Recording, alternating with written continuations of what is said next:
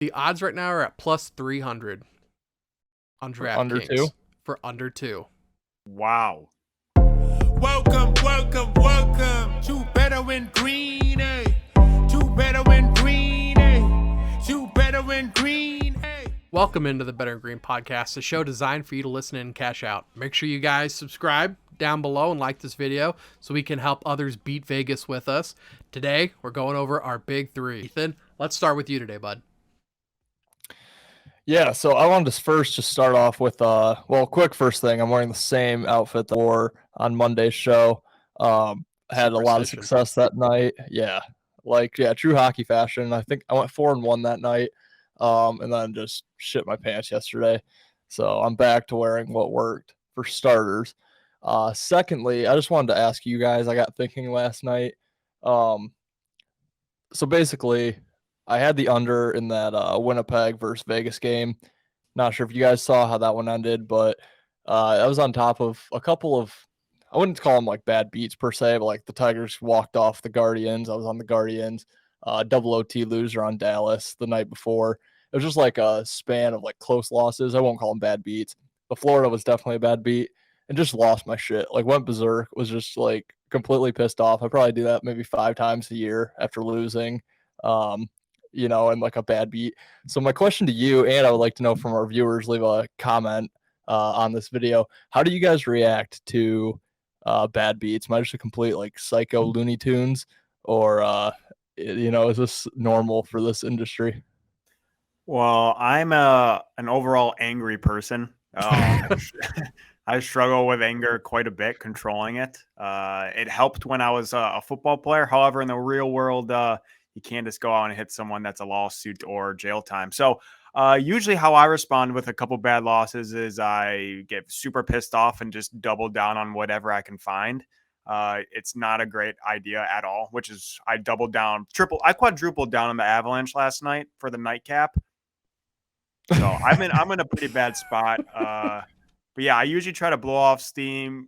It's different now because I had ways to blow off steam. Now I don't have any ways. My only way is just to try to win all my money back, and not sustainable. I get really quiet and then I get really loud and say a lot of bad words. That's about it. Are you fine? Sit over there just.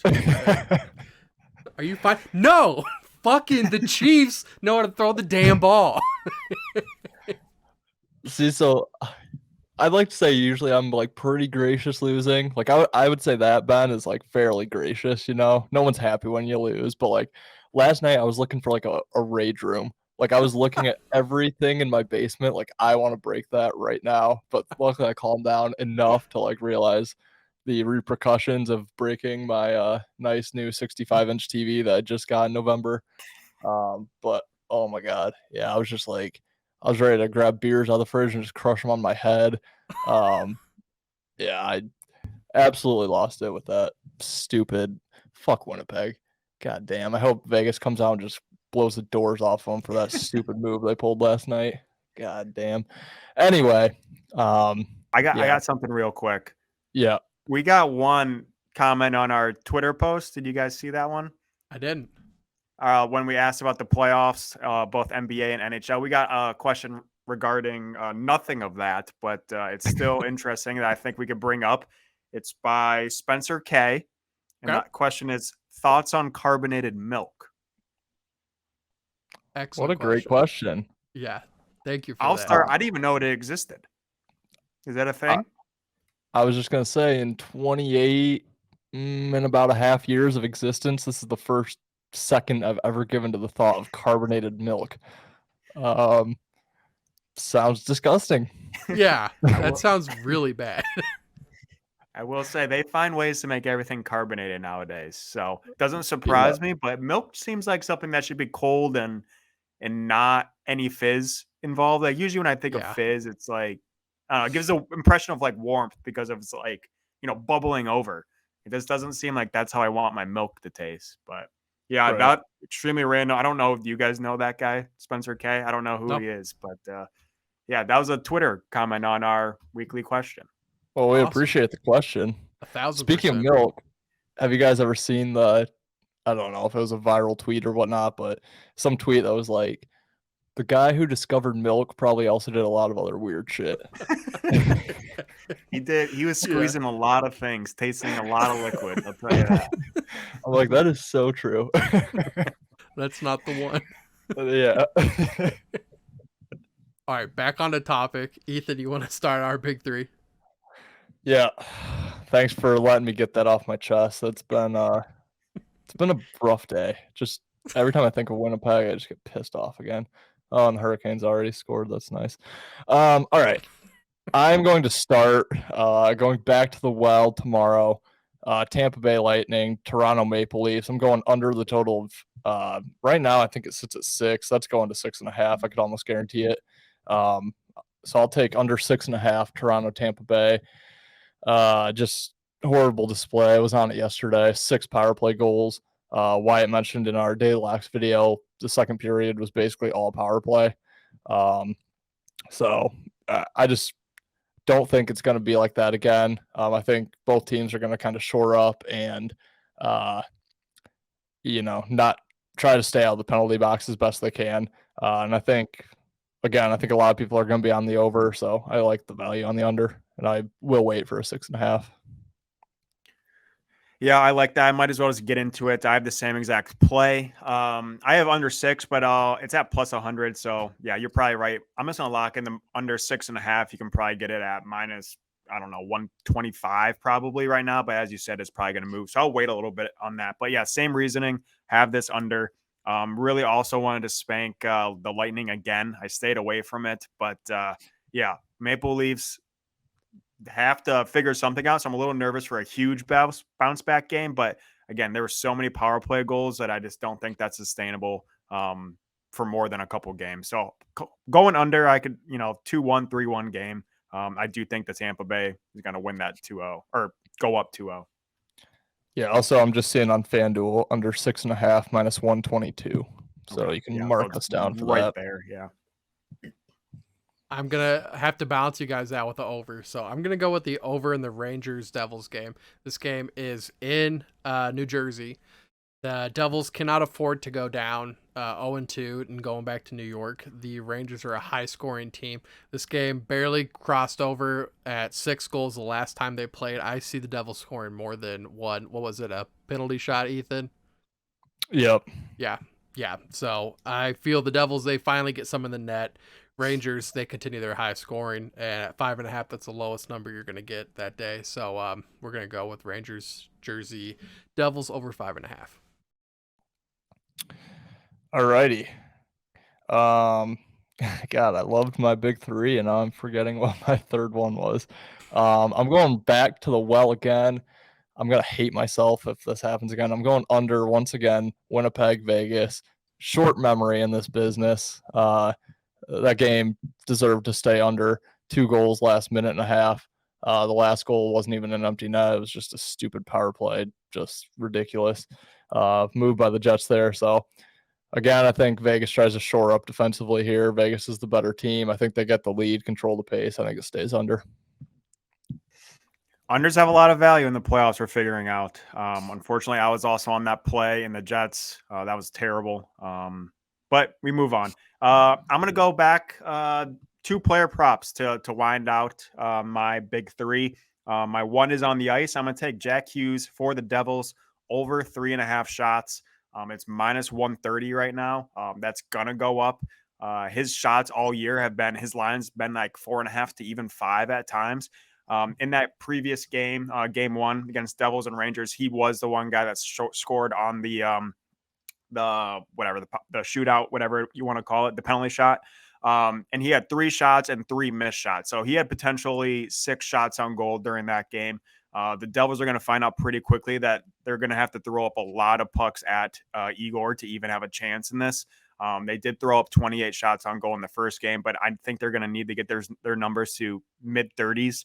And Jack Hughes is by far the Devils' most shots on goal, the player. So I really like his over 3.5. Again, the line's been like at 4.5, 5 all year. I understand it's playoffs, but the value is too good here. I'm going to kind of tail you right on that, Wyatt. I'm going to go with Nathan McKinnon over 4.5 shots on goal. If you're watching that Avalanche game, they lost at home as heavy favorites. Couldn't really score at all. They only scored 1 goal the whole game. If you're looking at the last game, he had 20% of the team shots. He shot 7 times. His team members, they kept looking to get him the puck, especially like at the end of the game when they were down. They kept giving him the puck to try to get back into the game, and it didn't happen, but he got a whole bunch of shots off. And I think going into this, they know that they need to game plan McKinnon more and try to get more scoring opportunities, because they really got dominated at home in that first game. Yeah. Yeah, I will personally be on that myself as well. Shoot, guys, I cannot for the life of me remember what my third pick was. And it was in hockey. There's only 4 games, so I will go with. I'm just gonna take the Golden Knights money line minus 150. A little bit juicy, but I think they're the better team. I think they're probably pissed off. Cannot go to Winnipeg down 2-0. So I think they bounce back and get the win in Vegas. I'm going to go to the hardwood for my last player prop. Game 3 of this series. It's the Warriors Kings. Warriors are back at home, down 0-2. Obviously desperate for a win. Warriors, as we all know, is a great home team. They hold right now the longest consecutive home win streak. That was back when they went like 60-12 that one season. But I'm going to take Curry over 29.5 points. It's minus 115. I am laddering him up to 40 points at plus 500. Curry is by far, I mean, we all know who Curry is, but he needs to bring this team around. Clay's not doing it. Jordan Poole's not doing it. Draymond's out, which doesn't mean anything on the offensive side of the ball. But Curry needs to go off. He had 28 in game 2 and 30 in game 1. So he's definitely going to hit the line at home. But I think this could be an explosive 40-plus point game for Curry. They need him. They need him bad. Looking at this next one, I'm going to the gridiron. We're going to the NFL draft, another future. There's a total out right now. Tight ends at 2. Have you guys seen what the odds are? What would you expect them to be? Is it tight ends in the first round? 2 in the first round, yeah.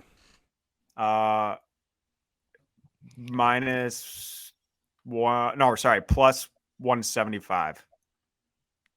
For over 2? Over 2. Or for under 2, sorry. Under 2. Oh, under 2. Sorry, under 2. Minus 165. Okay, Ethan. Oh, man. Well, It's Kincaid and Mayer. Yeah. Yeah. And that, I mean, honestly, it probably pushes, I would think, but I guess I wouldn't know. It depends on what they think of that tight end. I forgot who he is. I don't know, I guess. Well, under 2. The last 15 years, I looked up how many times 2 or more tight ends were taken in the first round. The last 15 years, it's happened twice. And at that same time period, 6 times has no tight end gone in the first round. So we're 3 times more likely to not have a tight end drafted than having multiple. The odds right now are at plus 300 on DraftKings. Under 2? For under 2. Wow. Okay. So it's going to push at the worst, right? There's Yeah. no way 3 go. No. Wow. That's a good find. We have to look up Yeah. Ethan who that third guy is. I know who you're talking about too. It's like Darnell. Yeah. Something. Yeah, the dude that he got like a lot of hype for blocking. Yeah. Yeah. Oh, shoot. Yeah, I love that though. I mean, at worst case scenario, it's a push, right? I don't like. Yeah. You would, yeah. I mean, I think that is like 75% a push, 20% an under, 5% over type deal, if that makes any sense. Yeah, no, it does. Yeah, Darnell Washington, tight end from Georgia. Not even the best tight end on his own team. Right. Yeah, it's that big number 0 for Georgia. Under 2 tight ends plus 300. Over 2 minus 450. Really? Over 2's minus 450. Over See, the only 2's thing that minus worries about me on 450. draft props is like, what do they know? You know, Right. like are they in on the GMs and stuff? There's one less pick this year, and I can't see any scenario where 3 go. In like all of my mock drafts I've done, I've had 1. Yeah, Schrager this morning has 3. He has Henderson at 29. I don't see it. To the I don't see it either. Saints? Or sorry, he has Washington at 28. But yeah, I think you're good. I don't see it happening. No. Your only worry is if, say, Washington somehow goes in front of Mayer or Kincaid, and then the Patriots are sitting there with another big white boy ready to come join their tight end squad. You know, Bill's all over that shit. At like 12 or 13? 15, 14? 15. I don't see it. I don't see No. any tight end going that high. Yeah. I know, I love it. I love it. Trey McBride last year, the top tight end, went in the second. I would like to know what the odds if you could bet exactly 2 tight ends. Because that's how I see it. But yeah, I don't see 3, personally. It used to be 1.5, and it moved up to 2. And when I saw that at plus 300, I don't know. I'm a big draft guy, and I don't see it. Yeah, I like it. Wyatt tells me like, okay, I'm about to play something on this like as soon as we're done recording. Yeah, I get the draft freaks me out because every draft's weird. Like there's, this one's obviously a cornerback heavy first round, and like we didn't see this last year. Also, there's some weird drama going on with quarterbacks, but if quarterbacks do what they did last year, like that opens up a lot of picks. So I don't know. I don't see a world where that goes over 2. But then again, like if Levis or Richardson don't go, like that opens up 2 other draft picks for potentially skill position tight end. I don't know. It's all up in the air. Getting all flustered over here already because I want to hammer that. Yeah, I think you should. I'll tell you what. I feel like it should be. I can't believe over is the minus 450. Like who in their right mind would take that? Schrager, I guess, on NFL.com. Yeah, no kidding. Yeah. Yeah. I mean, yeah. I don't see it losing. No. SBE would probably take the minus 450. All right, you guys got anything else before we head out of here? Oh, that's it. You might not hear from me again if the Jets pull some bullshit tomorrow night and go over that total. They're on my shit list. For sure. I've said it a couple of times. My losing streaks come in massive quantities. My win streaks are like 1 win, terrible day, 1 win, maybe 2 wins, 2 days in a row that I like. I just need my win streaks to be as good as my bad streaks, and then I'm never coming back from the Caribbean if that happens. All right, guys, that's going to do it for the Better Green podcast. We're going to have an extra episode next week going over the NFL draft. Make sure you guys like and subscribe so you don't miss out on anything. Follow us on all of our socials, and we'll see you guys in the next episode. Peace, guys. Later, guys. Thanks. See ya.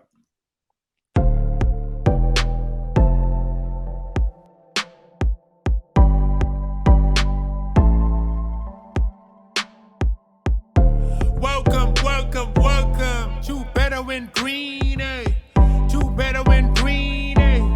To Better Win Green, eh? Listen in and cash out. That's what it's all about. Come on, let's make cash now. We always on spot and we cover all spot from the bottom to the top. Hey, shout out to Ethan, shout out to Wyatt, shout out to Ben.